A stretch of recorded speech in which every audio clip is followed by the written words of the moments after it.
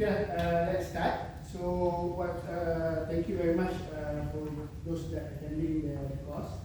So today, please do some sign up for the attendance, and Virus can update the whole attention and putting up all the queue or the term for the decision quality, which is what we have today is the decision quality and also the decision quality management system, short name is DQMS. So probably before we start, we're going to go around a bit, just telling a bit on background and then also experience with the decision quality. So my question probably for introduction is, what is your experience with the decision quality? If you have any training before, and then of course your experience with any decision, what sort of your understanding in terms of tools that you've been using, and then if you have example of the projects, also you can cite it, and then of course your background names, which department that you do, and then what you do now, and then how long you've been in the industry. So I think about 5 items lah. I'm asking questions lah. So your experience with DQ, your experience with the actual making the decision, your background of the departments, and then of course your expectations or what you have for the decision. So that is what I'm going to get. Welcome people that are joining us. Thank you. So we can start. The name, your experience with the DQ decision quality trainings, and then your experience with making the decision within the organization, and then of course which department that you have, and then your expectation from this training. So we can start from you. I'm principal. Exploration. I'm working in oil field since about 8 to 9 years.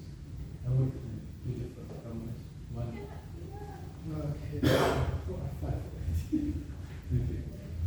Assalamu alaikum. I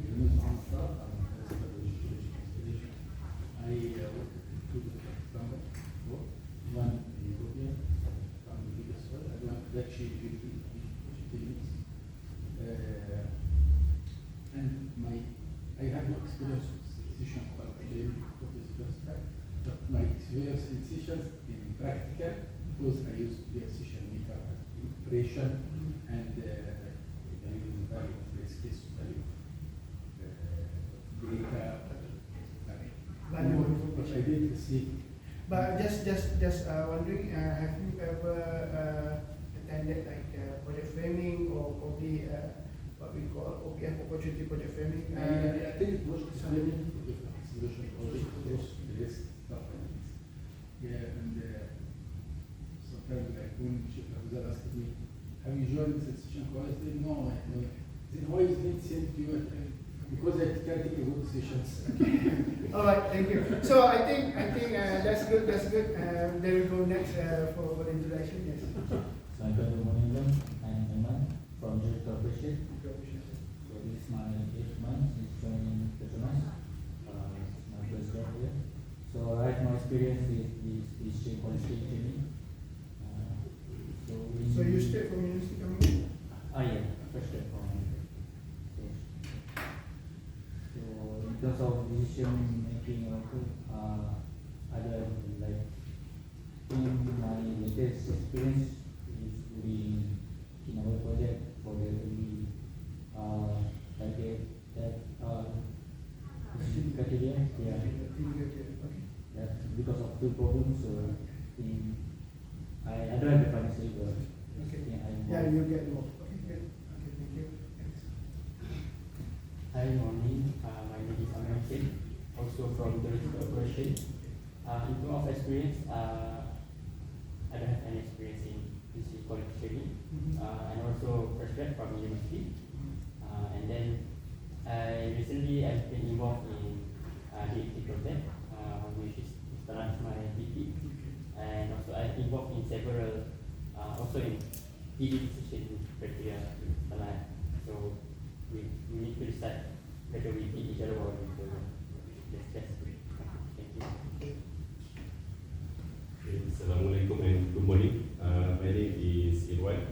I'm also just joined Petronas for about a year. So in terms of experience in decision quality, I think I had one training previously, but I can't really remember. It's like 7 to 10 years ago. Which role? That one during my previous company. Your role as an operation that one? It's basically they give the training to all the geoscientists. Okay. Yeah, so not specifically to operation, but in terms of day-to-day job, maybe in terms of decision, I'm not really the decision maker, the main person, but I do involve in some of the, for example, to deploy the tool, especially the expensive one, right? So we come up with the cost exposure, what's the probability we're going to run the tool, then comes up with the decision. And then some of the decision not really structured, it's more like a very quick decision. For example, in drilling operation we have an issue. For example, tool not working well, then what's the forward plan, right? So I guess that's not really like you give a percentage, whatever is basically looking at the situation and what most reasonable to deliver the data, but maintain in terms of the safety of the operation. Yeah. Thank you. So I hope by staying around, probably you can also give a feedback what you learned 7 8 years ago. What's the concept? Because I think that's something that probably as a sharing within the group, and then luckily today is all the same group, i.e. the operation group. So Fairuz, you want to just Fairuz? Assalamualaikum. My name is Ahmad Fairuz. I'm the administrator for the Wiki Fundamental. I'm from TTT. Background-wise, Fairuz is actually a reservoir engineer, a reservoir geoscience. So mostly the work related to what they call terminal projects. So just introduction. My name Hassan Al Banna from Nawawi. I've been joining TTT for 3 years, 4 years, so 3.5 years. When I joined, decision quality originally started as one of the things that we, as a background, started by previous VP, I think 2 VPs ago. VPs. So what we're trying to say is my experience before joining the TAC and then looking at decision quality from at that time there's a guy called Andy Wilkinson. Probably most of you probably have experience with that, but probably the other 3 I haven't seen Andy.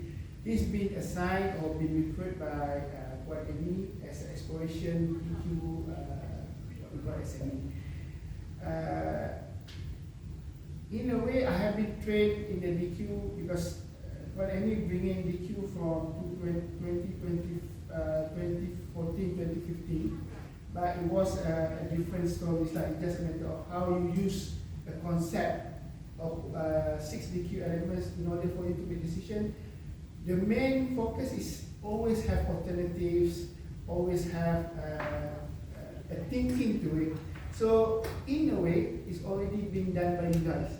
Even since you're joining 20 years ago in the industry, or you guys that just joined the industry. I mean, whatever decision is being there, but it's just a matter of now is try to structure in a corporate world, try to make sure that people are aware of what we call an informed decision, meaning that people make a decision. But there is a caveat. We always say that a good quality decision doesn't going to guarantee a good outcome. It's just a matter of we want to make sure there is a consistency, and then also we have an avenue to review back our decision. That's why in our company, if you join even a year or 2, you will see that a lot of things like look back, that sort of things. I mean, you want to make sure that how we can assess our decision processes. Okay. So moving things forward, I'm background actually before as a explorationist ventures. I started with ventures, operation for the first 3 years. Big operation, that was the setup 20 years back then. Then I joined the team, which is started with EIV, and now it's later as IMAL, before joining TSC. When I joined, Wan Bahas Riza as the head of TSC at that time, just figure out, okay, you take all this material done by Andy, I have to make sure that credit to him because he's the one that crafting all this material that we are updating now. Otherwise, it's not my forte lah. I've never been jumping to decision quality from day one. So three years back, I started going to the boot camp, understood the process because the process actually has been done by myself in the ventures a long time. It's just a matter of, this is where I'm trying to highlight what sort of tools that are available. And I'm not saying that you are right or you are wrong, it's just a matter of, this is the tool. Because I do not want people to take, oh, DQ is the element that we need to do. This element need to be done but embedded with your day-to-day works. Because I think one of the examples I will show is what Heidi tried to propose last time in the operation.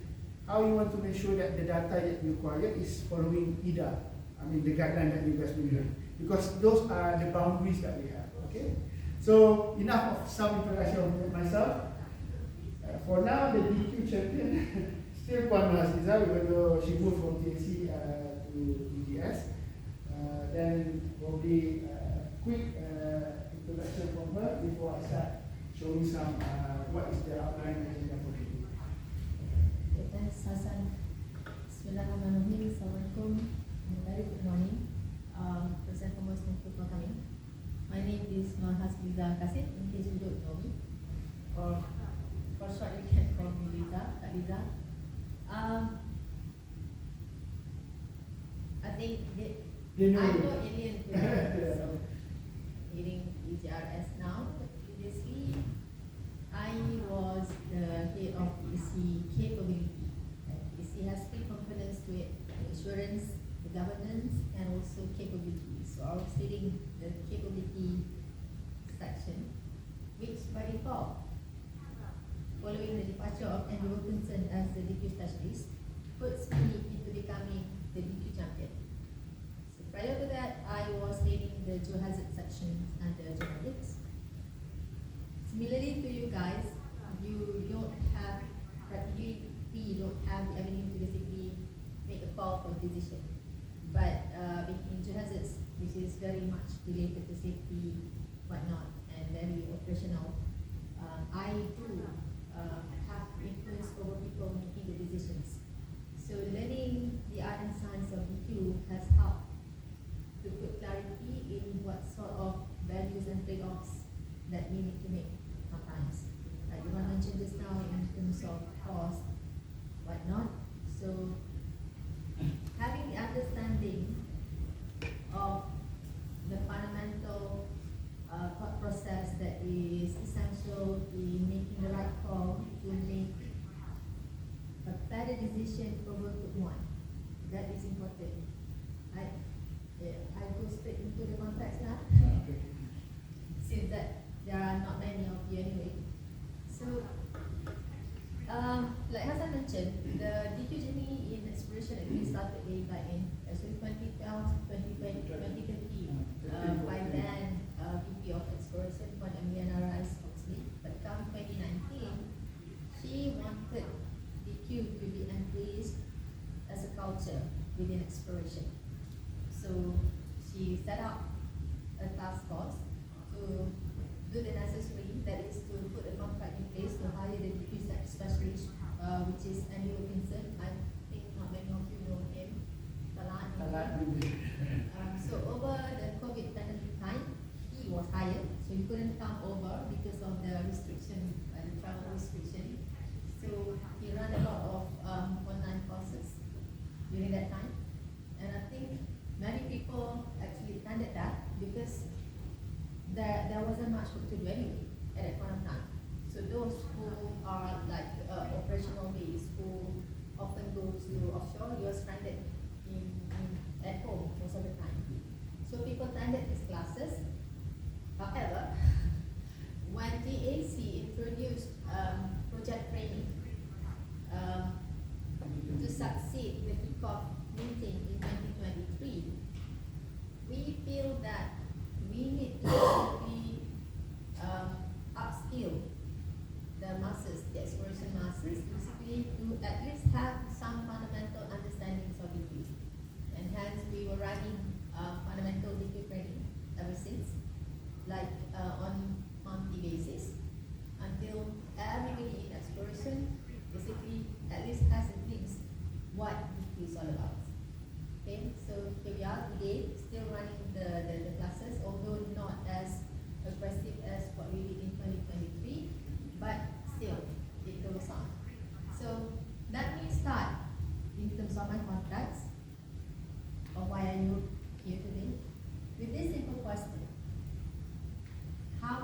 decisions do we all as an adult make in a single day? Any guess? We can use P10, P50, P90, whatever. That sounds logical to you. How many do you think? About 1,000. 1,000. Everyone says 1,000. Anybody wants to outbid that number? Usually I would bring something basically. I'm referring to exploration. No, your life. Yeah. As an individual, in one day, how many we make a How decision? many Because decisions? 10,000 are so. Yeah. Everyone says 1,000. You think go up or you want to go down? Go ahead. Usually but, when we bid, we go higher. Go higher. Maybe 1,001. 1,001. You sound like Alibaba. Alibaba. 1,001. What do you think, Talan? How many? I think less. Less. Less. You think less? You Much, think less? much, What's the number that you want to put as less? If less, what's your number? Maybe like 2-3 decisions. Two, three decisions. Okay. Alright. That's good. There is a polarity on the views. Because why I say 2-3 decisions? Because many things already have been decided before. So it happened by default. So when you stop and say, I have to change it like this, you change it. Okay, noted that one. I will give a comment on that one. Do you have any number that you want to put? maybe 100. 100. Okay. This class is not competitive. Usually when we open the bid, it goes higher and higher. and higher. I go low. Surprisingly, Surprisingly. none of you actually take out your smartphone and Google. Because it's part of the general. If you do that, you'll be surprised to see that in a single day, an adult, in average, makes staggering 35,000 decisions. Okay, the logic of it is actually where you saying that some decision being made is actually called decision as well, meaning that you just follow your what you call behavior. But there is a You want to stop for it. Yeah. So what happened is the logic of it, number of hours that you have, that you awake, and then you multiply that in terms of second, because it's actually every second. Because there are decisions that, like you said, it's already, I want to watch a movie. So that is actually a decision. But after that, which movie that you want to watch is also part of the decision. So, but we all usually recognize things that we think thoroughly, which is like, if I want to watch a movie, what movie that I want to watch? Probably even you don't decide, I want to watch at home, I want to watch at the cinema, you just like, yeah. Choice. Choices, You have correct. daily choices. Yes. Real decision to make a comparison to stuff like this. Correct. Okay. Because you always think that decisions mean something that you really put your heart and mind to think about it, to really think hard on what are you supposed to decide on. Okay? Actually, those small decisions that you subconsciously make, like I'm gonna wear corporate shirt today, I'm gonna wear black shirt today, I'm gonna wear pink shirt today. Those are all actually small decisions. Or sometimes your decision is by leveraging on other people. Okay, I shall let my wife decide. So that is in a way a decision. But Hassan will go through in the context of science and art of decision making. What are the considerations and also what are the what is taken as what sort of decision? I mean, evaluation, the trade-off, the values, yes. and because in the end of the day, these are the 6 DQ elements. There is a rings that later on we're going to try to ask, and then so in a way, you guys are correct. You guys are saying about decision, which is there are two things that you do daily, which is subconsciously, because you have evidence that you have already some evaluation, because evaluation has been there for you to refer, because it's not making decision. But the same thing also in business. The one that I'm saying that sometimes 2 or 3, that small decision is actually the one that moving. If I would use the new saying, is like moving the needle. So those are the moving the needles for the business. But at the same time, you are also, the operational things, because you have the guidelines, you have the boundaries. So this is where it goes back to understanding what other people are making decisions for you as well, like what Khalid was saying. Or if you have a wife, the wife already prepare you a shirt. So you will wear that one because, but then how you want to look at the impact. So what I'm trying to emphasize today is you already make decision in your operation day to day. But what we say that when we look measurement of the quality, that is where there is a differences. And then what we hoping is there is a consistency in terms of behavior, tie back to our NBVF, our behavior evaluation, our corporate way of life. So there is a consistency of making that decision. But it doesn't say that it's going to be a correct decision, but it just say that the outcome going to be good, but it just say that we have a consistency in making that process. So that is the whole thing that what we're trying to see in terms of decision quality. Yeah. So when Hassan and I were being put at the steering wheel on how to propel DQ forward in exploration, the mission then by Cik Redani was simple, and this was way back in 2021. Once you walk out of those doors today, what I want you to take away with you are these two things at least. Okay? The decision hierarchy that Hassan is going to talk about and walk you guys through later, and also the 6 DQ elements that Hassan just mentioned. Okay? So if you can take away with you these 2 elements, the decision hierarchy and also the 6 DQ elements, then I would be more than happy. Okay? So today you're going to learn quite a number of DQ lingos where we often use it to basically demonstrate that we have been trained of all this DQ thought process. Yeah? So, okay, familiar with this? Yeah. So is it waste or waste of time? Especially in Klang Valley, you miss 1/3. Tuan-tuan dan puan-puan, ini adalah ujian suara. Jika mutu suara kurang memuaskan, pengurus keselamatan tingkat diminta melaporkan kepada KLCC Urus Harta di talian 2331 7777. Terima kasih. Yes? Alright. So, The floor safety manager is requested to inform KLCC Urus. okay, why is it that in this modern era, we as commuters or travelers are very much reliant on this? What does it tell us? What does it tell us? Estimate time. Estimated time, information. Guidance for decision making. Like that. What did you say, Aiman? Alternate route. Interesting, yes. Because some people, when I show them this map, they would say it gives you options. Yes, options. So in DQ, we call it alternatives. Okay? So it gives us information, it gives us alternatives, and it also gives us or provides us with the critical information in our decision making. Should I take the first route, or should I take the second, or should I take the last one? And if I take the first route, then I will have to pay tolls. And also tells you what would be the expected arrival time, okay? Time of arrival, ETA. But if I take any of those options, would I be still subject to any uncertainties? I still am, correct? Even if I go with the fastest route, there is no guarantee that I'm going to arrive at the ETA.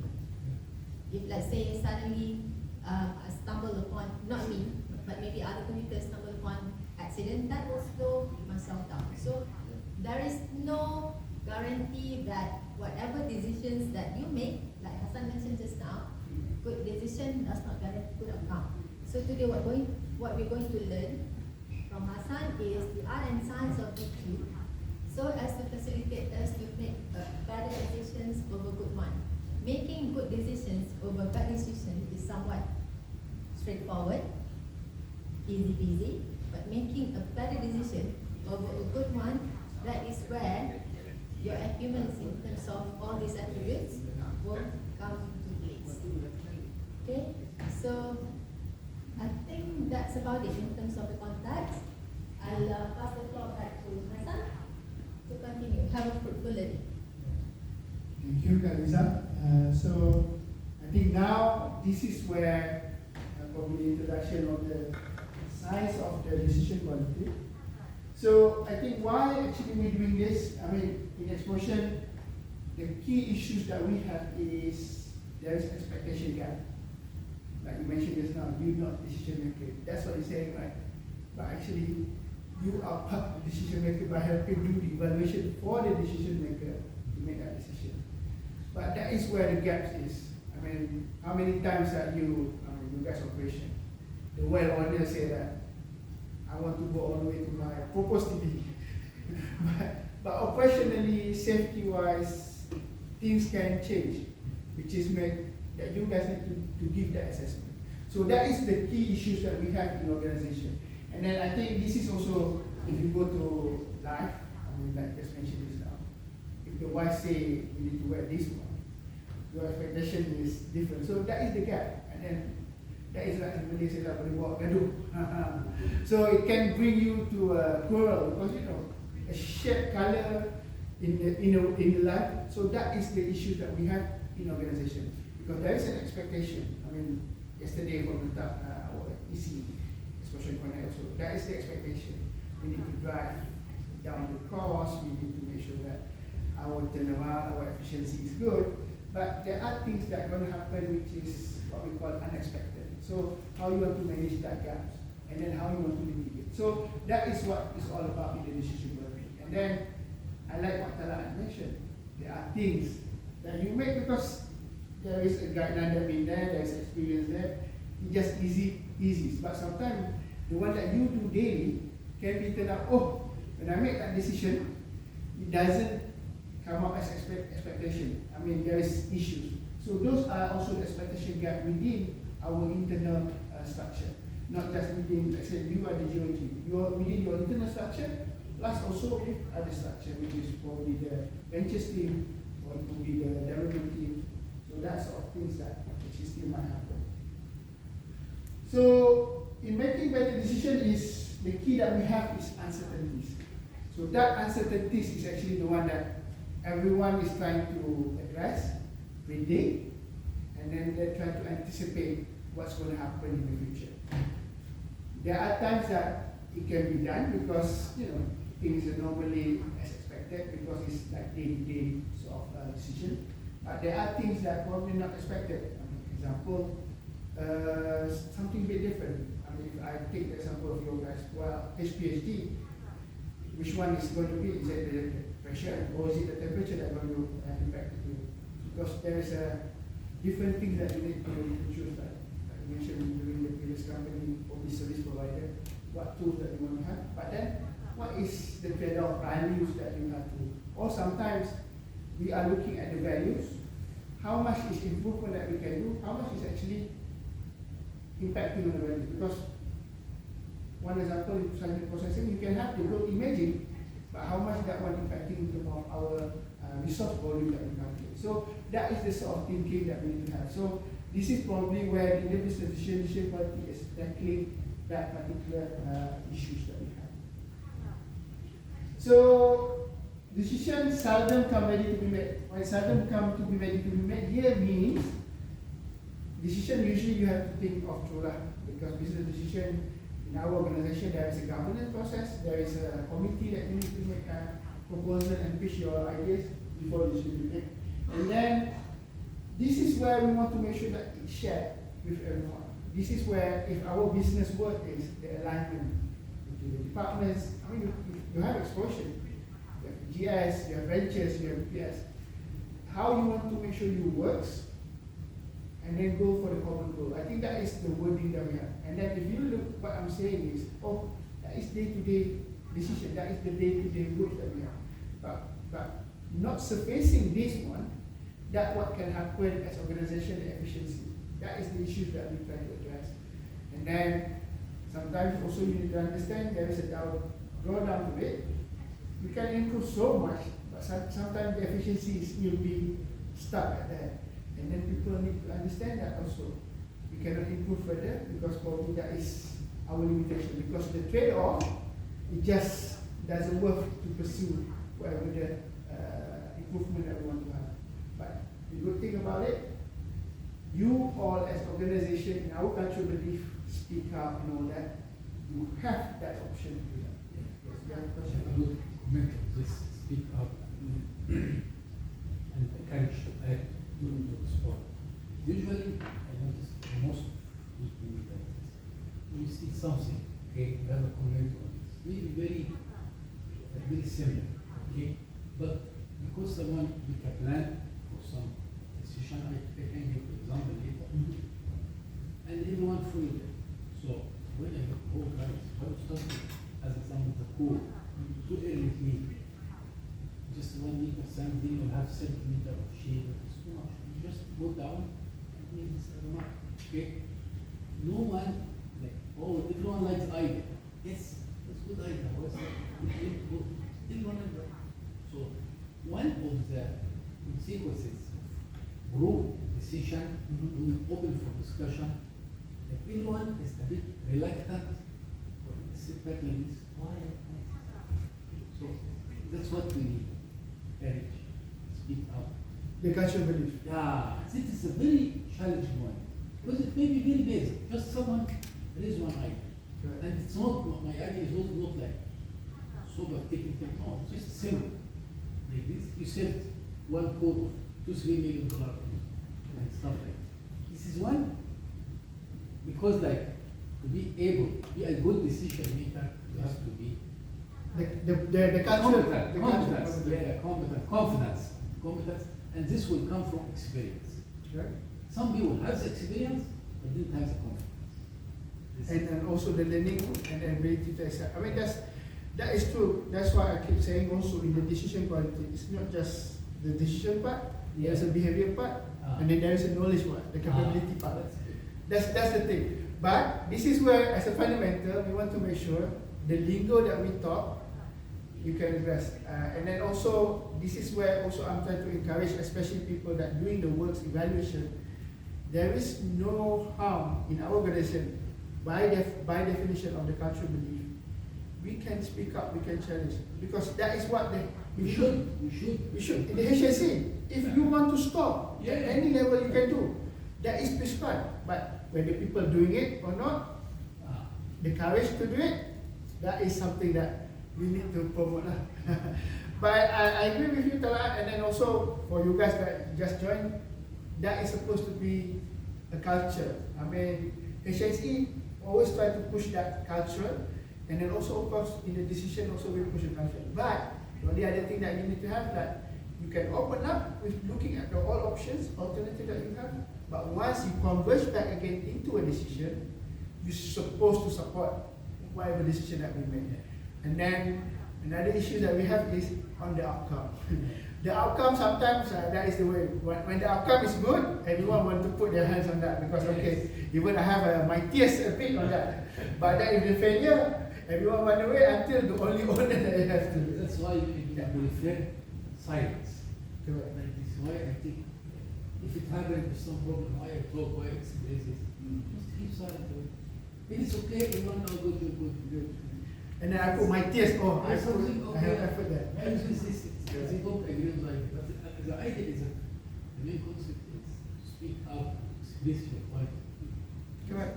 And then also be receptive. The things. The current model is not encouraging to use this. Yeah. I worked it, like, as example, I worked it 1995, it was the World Surgeons, and the communication, of course, was not that strong. Yeah. So you may decide, Rota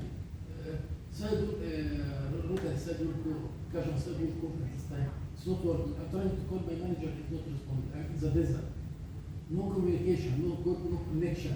Even that satellite phone sometimes is not working. Not working. Then they asked me, I tried to call him to get support for this issue.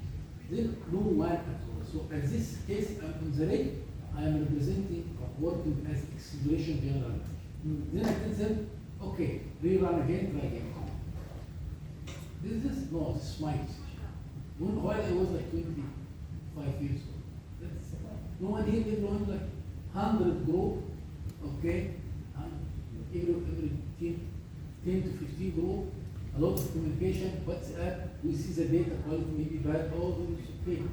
Let us someone else to take the decision. Let us say, oh, so the data good, not too much data. So, even one rely on the other, why like this?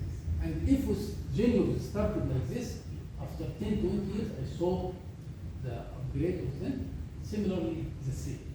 No improvement at all, because the culture of the attitude has never been changed in the last 10 years.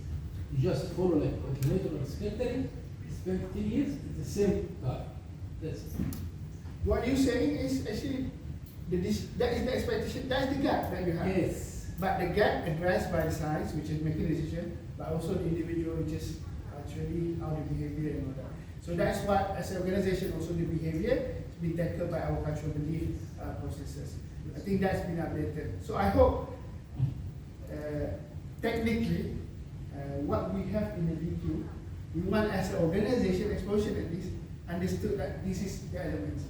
But of course, your experience will be different from situation to situation, departments to departments. But what I'm hoping that you have that avenue to do it, and then what Malaysian Tala'at is true. It could be as a culture, it could be our as a South Asia way of life. We are always like that. But sometimes this is what we try to make sure, because in the 6 DQ elements, you will see that we need to know the alternatives. We need to know the correct information. That is why we need to do this. So in the science of it, that's the whole thing that we try to do. And then, remember, it's about best choices. It's not the correct choices, it's about the best choices. So you have to trade-off. And then to answer the question just now, 35,000 is about the number that we have per day, because like I said, we multiply that.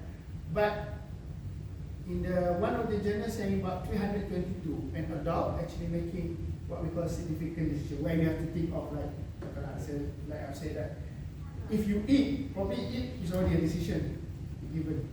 But then what things that you want to eat, you want to have a protein, you want to that, so that could be the one that you have to talk of. So that is part of the 322 per day as an adult that will make a decision. Question? Yes. Maybe because all of us from operation,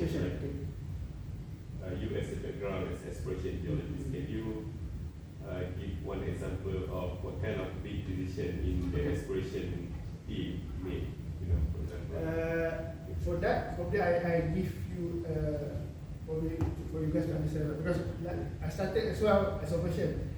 But the operation in the exploration, one of the decision maker or decision platform that they have is actually, they call it Accreditation Exploration Program. So in exploration, whatever that you guys doing, probably you are subset of the decision. But ultimately, the decision for you guys will go to 2 things. One, what is the volume that I want to pledge to get, what we call the later as a resource addition. So this is the prospective resource, wherever that you go. That is where in our process there is ETRC 1A, ETRC 1B, and then ETRC 2 before any drilling. That is prospective resource. You can add what we call prospective resource addition. Basically, that is the best number that we think that going to be in our book. But once you drill, that is the drilling, then you get what we call the CR number. Our CR volume, which is basically discovered resources, which is there is a classification. And then there is another thing called for PR, a risk. So in the end of the day, it's about volume and risk. So it doesn't matter when, let's say you in the geophysics realm, what they're doing is trying to get an image for me to view or to visualize how is my tank of my hydrocarbon resources.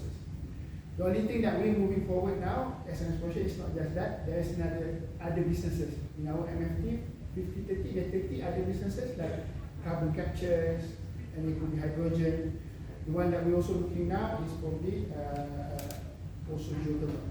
That is it. So the decision that we make usually is about how to find it, how much money that I want to put in, and then the decision related to it is the portfolio valuation, because we are dealing, remember just exploration, before the drilling, before realization of that volume, there is a probability to it, then of course, what's the outcome? Because that is actually the one that we want to hand over to make the money. So in exploration, those are the processes to make decision. So it's But- more like an investment. Investment. But underneath that, there is a subsequent decision I need to make as an exploration manager before. I give you an example, of course, in terms of contracting, in terms of the PSC management with the government. So those are the sort of things what we call, in order to achieve that, then if you draw like a org chart in the style, you have the elements that you want to do. But ultimately, that is what we want to do. And then that is what the businesses from you guys as well, your operation geology is to advise us to make sure, you remember that if there is no data, that is what happened to handover issues. I cannot hand over. But in the other day also, making the decision, the gap that I have is, development team, they want to have public, sorry to virus, but they want to have as much as possible very minimal uncertainties, because the issue is uncertainties. How much do you accept the uncertainties? Because sometimes uncertainties is the key that the gap that we have. Because some people, I'm not comfortable, because moving forward, there are more money that you need to put in for the development. So those are the decisions that usually happen, and then in our exploration, the process is an exploration program where you pitch all the ideas, but ultimately, as an upstream, we call it pledge for result. Meaning that you pledge the money, you pledge what the result that you trying to get. So that is the business. But below that, there is a lot of other decisions that you make to support that, which is then you go back by function. BPS is going back to which basin that I have the chance to capture that particular volume that I'm pledging. Because basin group, BPS group, they only try to capture a block. But then that block, based on them, they say contain X amount of hydrocarbon. Ventures coming in, taking over, I need to drill that one. I need to have a data which is then I can hand over to development. By drilling that, I have a pre-drill number and then risk associated to it. But then I hope that a risk volume is representing what I'm going to get post-drilling, which is then value to the company. So those are the sort of things that we have. And then I think uncertainties been handled in exploration quite a lot as a probability. And then you guys also, based on your experience, that is the advice that you do for the operation. Because, I mean, give you an example. People will ask you, development usually ask a conventional core. But for people, exploration sometimes, hey, why not the sidewall core XL? Probably similar to the core plug to do whatever studies. And then how much the difference between having the core with the, they said there will be a data gap, but does it impact your total volume, total production? So that is a sort of question that, like I said, I agree with that, the culture of, actually when you're asking question, it's not because you want to challenge people. You want to make sure that people have the same understanding. That culture of, trying to get people on the same understanding rather than assumption is something that we need to visualize, and then moving forward, that is how we try to make sure that we can have that conversation. And when you talk about uncertainty, I think there's no way that we can eliminate uncertainty in its entirety. We can eradicate some, but we cannot eliminate all. So how do we go about it? How much uncertainty are we able to basically handle, for example? So that basically will influence what decision that we're going to make. Okay, so understanding the elements of uncertainty in decision making, I think, is one of the key factors in making better decisions for your group one. So to answer you guys, also this is what we call PAX-MS. Because in decision quality, there is one element we call it framing. So technically, this is our frame inside the exploration. So this one is actually available on our exploration portal. The pack also will be shared later. The reason why we're not sharing early, there are some questions that we're going to ask. It's inside the pack lah. So kalau you are the pack, then you can answer. So this pack will be shared later. We share the DQMS and also exploration portal. But this is actually governing what you call probably the major decision. If you look at here, it's all about purpose identified opportunities. evaluation, de-risk, and then later on is the post-well evaluation. So that is actually the gist of exploration businesses. So making where to go, where to drill, getting the volume, and then hopefully can hand over. And I think that is the reality that we have in our Sarawak. Probably yesterday people talked about Sarawak, why there's no more wells. It's all about now I'm trying to make sure that I have the learnings, I can hand it over to the development, because development is also having difficulties of having the confidence with the uncertainty. Even after the drilling 1 well, 2 wells of this all this cluster, they still have uncertainties of what is the increased volume. So that is the gaps that we try to address. And then I hope also you that serving both parties, exploration and development, how you can also try to improve in terms of gaps. And then also alternatives. Sometimes people using their experience, I'll give you example Malay Basin. People that coming from ExxonMobil, coming to our company, they have certain views that, oh, this is our, we cannot go like M group because they say that the porosity is too bad. There is going to be no production. But there are fields that produce it. So it's not saying that they are wrong, but what I'm saying is there is a possible opportunity. But we need to understand how to bottom line again, hand over and monetize it. Because if we exploration just find it, the CR, if we, because the group from development is the one that determines CR to be reserved. Without reserve, there's no value to it finally. And then my experience in Gansa, yes, I hand over Gansa, but after production 4 months, the project now completely gone. I mean almost close. Because why? Nobody thought the risk. It's not subsurface, it's surface. Sometimes the cable been stolen by the fishermen. The fish supposed to production not that long, it's about 2 years and a half. But then after 4 months, the cable gone. To restart, I have to put the money, which is then erode the whole value. So that is the sort of things like, it seems nitty-gritty, but that is the impact to my bottom line, the totality, the reserve that I want to get, and then the value. So Why is this happening? what has happened? Yeah. The risk is not being identified for that what they call intrusion. Because everyone looking from his own perspective. Yes, correct. As a geologist, I found what there is a reservoir. Correct. So, what is the water saturation? It's quite high. Still there. So everyone is looking from his own perspective. So that's why I'm speaking. Nigeria let it overlook all of this parameter and integrate all the data together and say, oh, this is not coming place, this is not, should not. But the subsurface, the volume, even though it's lower, they still can make money. But the killer of the final killer is when the cable gone, the whole production line cannot produce. Yeah, that's Nothing. what I'm saying. Okay, because who did the decision to make the acceleration like this? Development, okay, just hand over to me. Once you hand over to them, it will not give sustain for longer time. So why did someone take the decision to propose this project?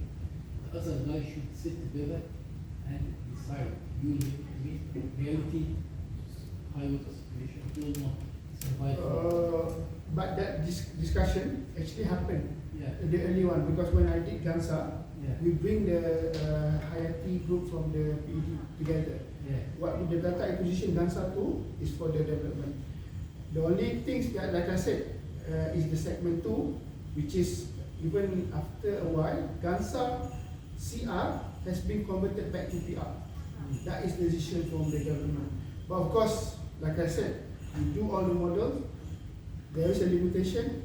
There's still a FID. So I'm assuming when the FID, all that risk has been taken into account. It lowers than the expectation because I handed over 450 discard.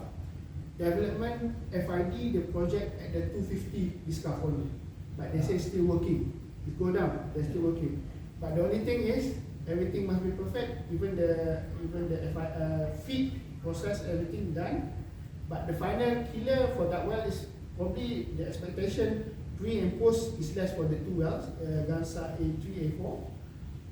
But at least Gansa A1, A2 still have a volume, which is, they say that it's still sufficient because it's tied into Rio. The problem that they have, once the cable gone, to replace that cable require 1.5 million USD.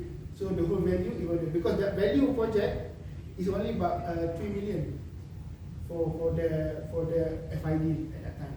But then because the post drill reduced, so that is the key issue. But it also try to highlight to you, in the aftermath, we can see that this is this. But if we have to step back to the time, what is the evaluation being done? What is the information being evaluated? And also, this is the challenge that I have to people that introduce look back in exploration as well. How much do you think the look back is it going to be 100% mitigate? I said it cannot, but it can give you a ways of what sort of thinking that you have moving forward for the project. Because individual projects at different stages, different information that you have. Before the decision, the uncertainty. And also, also they say it is always easy to be wise after. But even before that, that is where we want to make sure also. If you go back to our VPs, right? The risk tolerance and all that. Sometimes by understanding a lot of things, we are more risk averse. I mean, I don't want to do this. But there are people that, for some reason, the outcome, there's element of surprise, which is it can be good, it can be negative. Because there are projects in our Petronas that is actually what we call not this kind of plan, but give you example like Padang K5. Never targeted for K group, the K5. But it suddenly discovered and then they managed to do it. But then the problem is, I have a good flow and everything. But when it's in actual production, suddenly the surface facilities cannot handle the flow. But then at least they know there is a value, they still can sell it to Jetstone. So that is the sort of things that can happen. So what I'm trying to say that as much as we try to make sure there's a consistency, be mindful.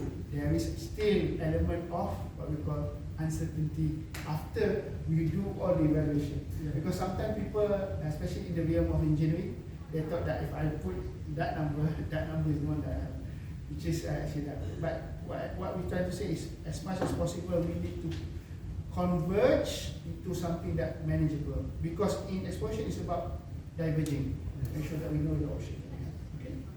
So this is probably the document that you want to refer to answer your question. What's the business issue in exploration? Those are the main. Everything else is supporting. The next one is I just want to introduce in the realm of development. In the realm of development, they call it front-end loading. This is quite standard in the industry. But in our process, Petronas, we call it phase 0, which is we have PGR. PGR stands for Project Gate Review. Project Gate Review 0, meaning that they accept the project from explosion. And then here, this is where probably some of you probably involved in the OPF, probably in terms of what sort of issues in terms of the data acquisition for development wells. But here there is a subsurface, also what we call subsurface brainstorming. There is also what we call model framing. So this is what's similar to exploration TRC. We call it project framing. They call it model framing. So then there is what we call feasibility, where usually they're looking at the national development and then works done by exploration review. Concept select is where all the GNGs stop until ITRC review. After that, it's all about surface. Surface is all about how you want to monetize it, all this value. And then, of course, the FID stands at the ITRC 3, ITRC 4. Okay? So those are the things that we have in our both exploration, and then this one is the development. Okay. Any question from your students that you need to ask?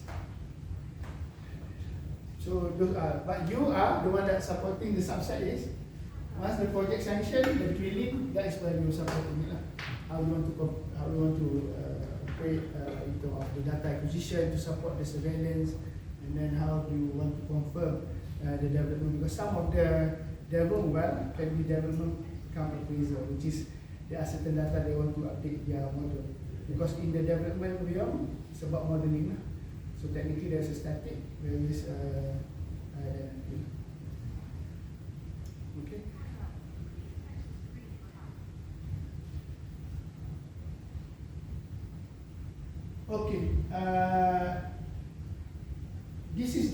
example, reasoning why DQ been introduced by Quad MA last time. When Quad MA introduced last time, there is what we call management EMC, which is Expression Management Committee. Nowadays, there is no more EMC, we call it just Expression LP to make the decision. Last time when we have the EMC, there is a group from development, finance, economists also together in making that decision. So when they do the survey in 2018, they're looking at there is a gap in the critical issues, or project doesn't know what's the critical issues. So meaning that, okay, I want to drill this one, I want to open up this play, but what is actually my critical issues in opening up the play? Could be the high cost. I'll give you an example in the deeper play like M or K. Sometimes the reason why high cost is the number of development well, notional development well concept is actually the killer. So it's all about what is the alternative for you to make sure that you can reduce the number. So sometimes the key issue that you have with the decision maker and also the people that do evaluation is what is the key question that actually you want to address. That is the gap. Right? Probably from our perspective of the project team, like me, I want to fulfill my PSC commitment, but for them, fulfill PSC commitment is not the key. I want to make money. I want to make sure that the project when built can go and hand it over to development. And then of course, another issue is lack of alternatives. This one, I reserve my comment as well because sometimes as a team, we always have a lot of alternatives. But the key for us is actually a doable alternatives. I have received a feedback from the SDM. Say that my team only give 1 or 2 alternatives. But the key that we want to get is a doable alternatives. So as a team, sometimes we have to step a little bit further. When you look at it, what sort of things that we can have in terms of understanding the alternatives. And then strategy-wise, this is where in Exploration, last time we have the what we call Exploration Program and also venture plan. But nowadays, I think for the past 2 VPs, we do not have any more on that one, venture plan and all that. Say again? No more. Since Vidani, he doesn't want that write-up to be there. But I do, my conversation with Vidani, I do feel that probably it's true. Because once you have a plan, which is 5 years, it's all about continuing. So it's just like, it's still a plan, but probably it's shorter. Because venture plan was supposed to be a long-term vision. This is what happened in Mexico. I mean, why we go Mexico from 1 block and then until 10 block, including the 2-3 years, is because of the venture plan. So, because the venture plans, if you look Mexico, it's prescribed all the way until 2030, or the production and then how that. But then, like I said, in the decision quality, a good decision doesn't guarantee a good outcome. So this is one of the things that, if you look at it, yeah, you go back to alternative, everything is there. Which is what one prescribed at that time. But then the outcome is there's still what we call surprises can happen. But one of the reasons why was abolished by Childani is he wants to fast track the decision making. Right. So in regards to deciding which well to be built, when you want to build it, it is all within his limit of authority. So he feels that because if they were to sit in the EMC only to decide on those decisions, then it will be quite a hard work for the EMC Secretariat to lock the time for all of the LP members. You all know who makes the exploration leadership team? You all went to the town hall yesterday. The one that at the top on the chest, Yes. extended LT as well. The SDM of Ventures, that is Imam and the ID. SDM of Leasing, which is Bertazi. SDM of EAC, which is Mr. Liao. SDM of PGS, which is Cik Rizal. And also Confiling, because Confiling is custodian 1, which is an SDM equivalent.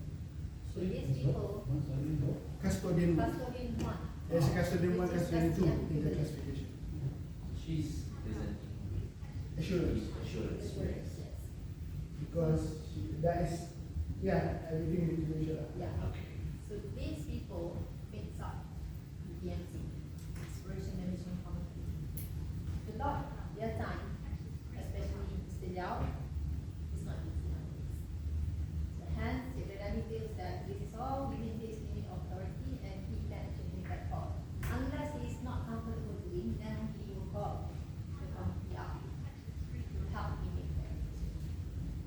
that is the reasoning. But I think still within what changes from then to now means that is the teams been empowered to make a decision, but the team need to do all those, soliciting the information, soliciting the alternative with the stakeholder, other people that doing the work, the stakeholders. Example, if you want to drill well, your operation group, your structural group in terms of the ceiling, and then complete the data acquisition in terms of how you want to hand over. So that is the expectation that we have at the moment.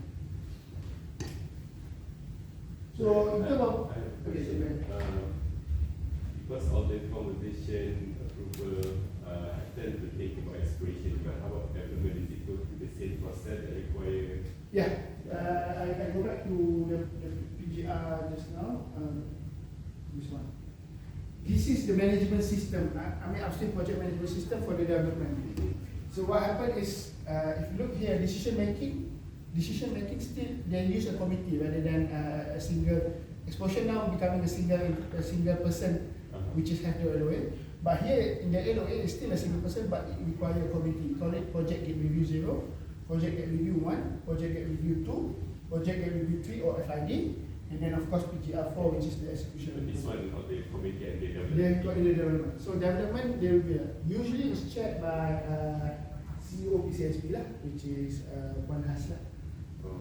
Because this is when it comes to the PCSB project, it's PCSB to make the decision.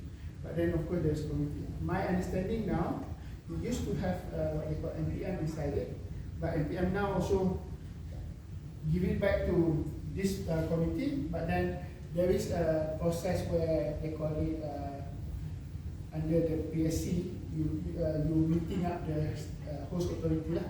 So for project international, yes, of course this is applicable. Then just reporting to the host authority.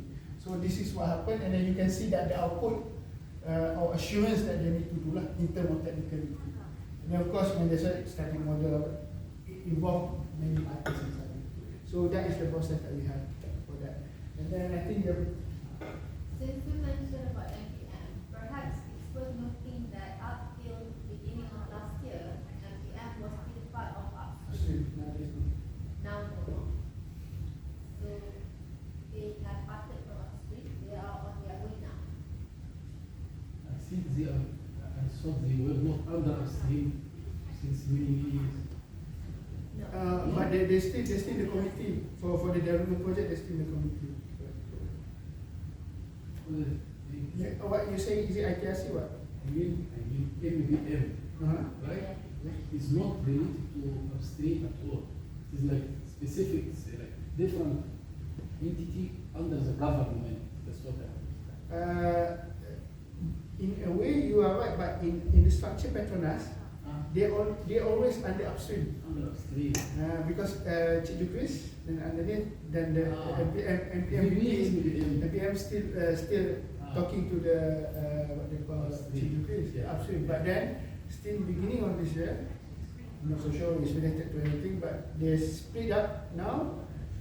NPM VPs reporting direct to President.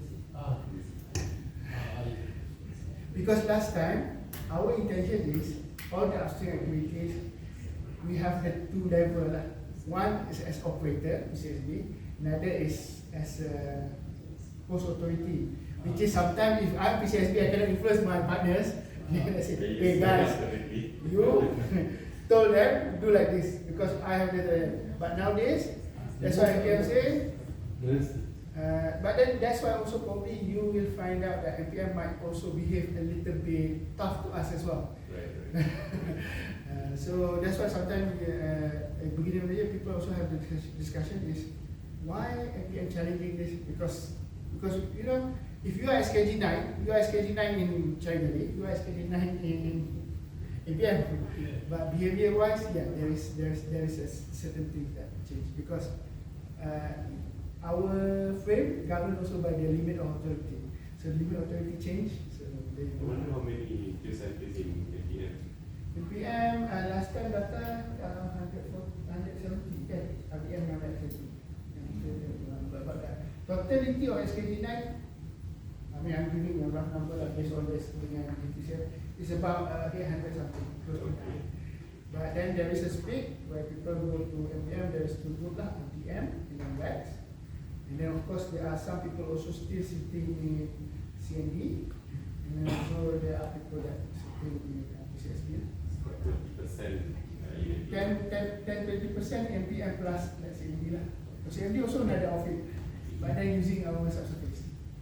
Making that decision. But you guys probably supporting them eventually because they need to, not drilling but they need to re-enter and all that, they need to inject again. So as an operation, you might still have to help them innovate. Right, I remember in one of the Butantan Iraman North, interviewing with from NBN, right? Because involved with the operation as well.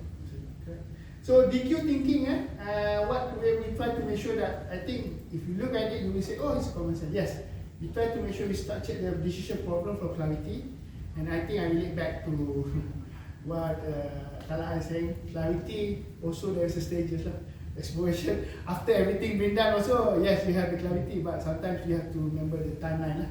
And then it's also looking at the possible alternative solution. So I think this is what I'm always emphasizing. I'm trying to incorporate to you guys, alternative is something that you do. I mean, that's why you're challenging, you speak up, because you try to figure out what's the best alternative. Because by that discussion, sometimes it can turn out to be what I call hybrid, because you combine few ideas, it might be that as a solution. And then the good thing is a recording of it, because why? If anything goes wrong, you try to identify what's the root cause, and then that's the learning that we try to show. And then again, with the biases of human, you cannot run away. One guy will focus on his one, the other guy will focus on the other one. So that is what we're trying to make sure that by doing this, we can try to reduce the bias. Yes. And then of course uncertainties. And then uncertainties, the good thing that I see during my helping people framing is sometimes that uncertainties for one group might be not something that too particular or too much an issue for other group making a decision. So this is the sort of thing that you need to ensure that you eliminate. I mean, you know the clarity that, oh, that's how I relate between decision to decision. Okay? And then of course, in the end of the day, it's about the team evaluating, which is later on, if you look at the 6 DQ elements, 5 elements is actually about the team doing the evaluation and then doing the proposal. Decision maker is actually just one of that element. Okay? And then overcome provocation to what jumping commission. This one is actually related to bias. This is where my example, like people coming from ExxonMobil that have done work in Peninsula Malaysia, if they come to our company, they have their thinking that from the ExxonMobil, it's so hard to change. This is where you need to put the evidence of the data. There's no way everyone came from ExxonMobil. Yeah, well, that's what I said. That is what happened. But then this is where we put the data, because this is how in the community you want to show that, okay, but the thing is, sometimes the provocation still hold, but then it can be challenged or it can be changed. So this is where, as organization, we want to make sure that. I agree that's a bias. They've been working for the same setup for like 20 years, right? It's hard to change their mindset. And then another thing that I have issues with also, like was Riley, she was doing the integrated review studies for Malay Basin. It was like in 2007. That view still hold even like when I was in PM 2015. And then he challenged, hey, you sure still after all these new wells and all that? But sometimes this is also expectation gap. Sometimes when we do drill, there are things change, but it's change minor. So we need also to tell people, because sometimes expectation of, I mean, I give you my experiences, expectation of the expectation management is always, we can still improve, because this is where the time frame is important. If you look at the time frame of shorter, it could be improving, but when you look at the longer, it just plateau already. So improvement is not changing the value, because in the end of the day, that is where we try to get up to that. I think we can utilize some of the technology that I've seen not much applied in PCSD. For example, geosteering.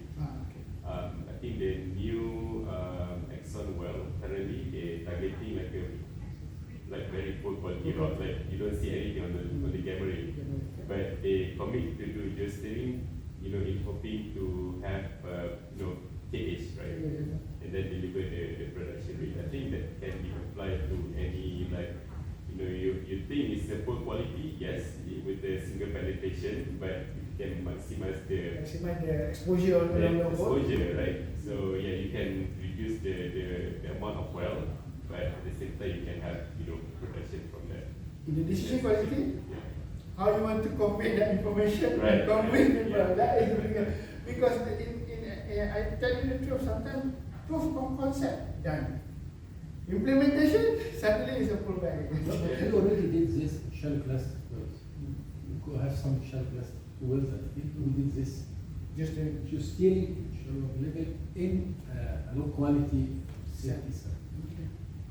Yeah, it So- has a lot of registering in all column, but not in poor quality Poor quality. rock, Those right? wells, those who have I've two seen a wells. couple of papers from HAS For last the year Madinah, in PGCE. So Madinah. they registering in the weighted interval.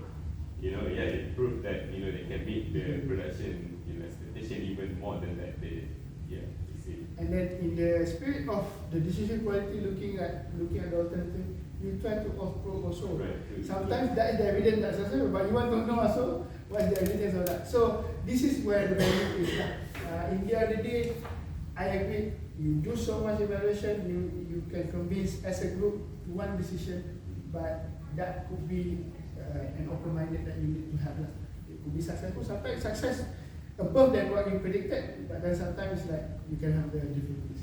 And then of course DQ, another thing that we want to make sure that we have done enough to do the right things, because I also take the other spectrum, which is we do not want to do too much things, which is then the value is actually doesn't improve that much, because this is also where we need to challenge certain because there are two sides of management.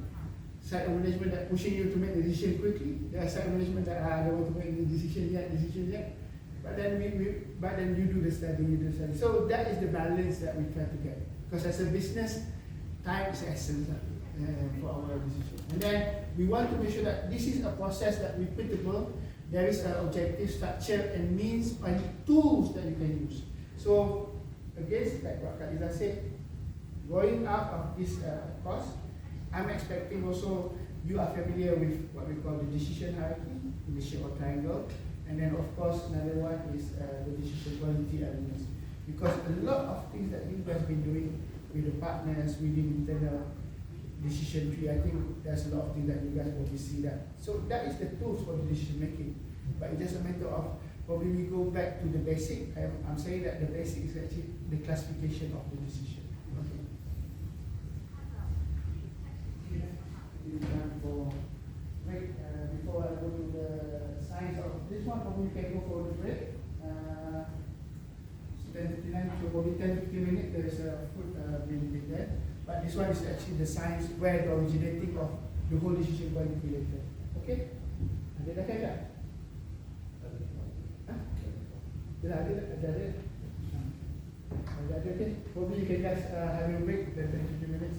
We come back. Okay? Any question? Yeah. No, it is not a question, just a comment. As I said, it is number one and number three is the people. Okay? People should develop their skills, their personality, their attitude to be, have the courage to speak up and to participate in decision making while they are still genuine. They should participate in decision making, not just follow the flow. Okay? Because you cannot give a catalog, you cannot drive a Ferrari with a catalog. Yeah, that is That's a good. This is a good tool. I appreciate it. It's a very good tool, but we should train people to participate in reality decision. Yeah, and then also we giving them some the boundaries that how they need to think. I mean, similarity of thinking. That's what we hope. Then the consistency can come out of the process. Okay, probably can have it, and then. 15 minutes.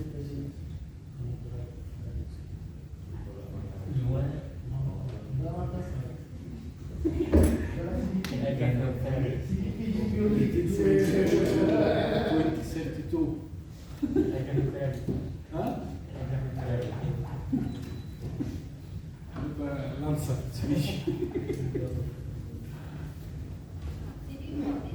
Okey ke soalan ni kan? Saya yang keluar tadi. Dia permanent kan? Kejap saya turun ke kan?